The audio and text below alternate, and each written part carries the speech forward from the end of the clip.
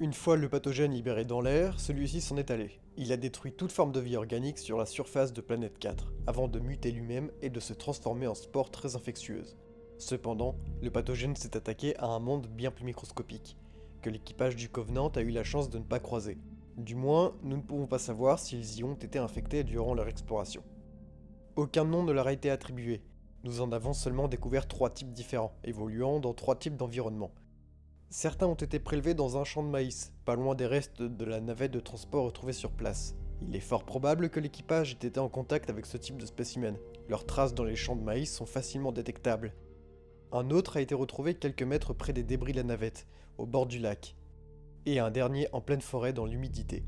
À l'heure actuelle, nous ne savons pas si ces créatures sont le fruit d'une évolution du pathogène lui-même, s'il a modifié son ADN pour créer de lui-même un corps capable de survivre dans divers environnements, ou s'il s'agit de bactéries rentrées en contact avec celui-ci.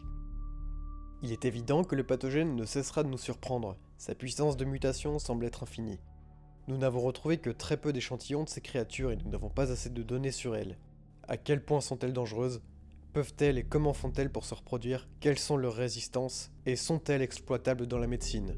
Ce dossier manque d'études et de moyens pour être rempli, mais permet de continuer à développer nos connaissances sur le pathogène et sur toutes les formes qu'il peut prendre. Les ingénieurs étaient-ils au courant de ce type de mutation? Aujourd'hui, nous pouvons quand même hypothéquer sur ces spécimens en s'interrogeant avec les mêmes questions que sur la faune à la surface d'LV895 à la manière des léons. Il est fort probable que ces mutations soient du même type que ceux-ci, mais évoluant à une autre échelle. C'est concernant leur capacité d'adaptation, de leur niveau de menace et d'infection, que les hypothèses données restent sujettes à étude.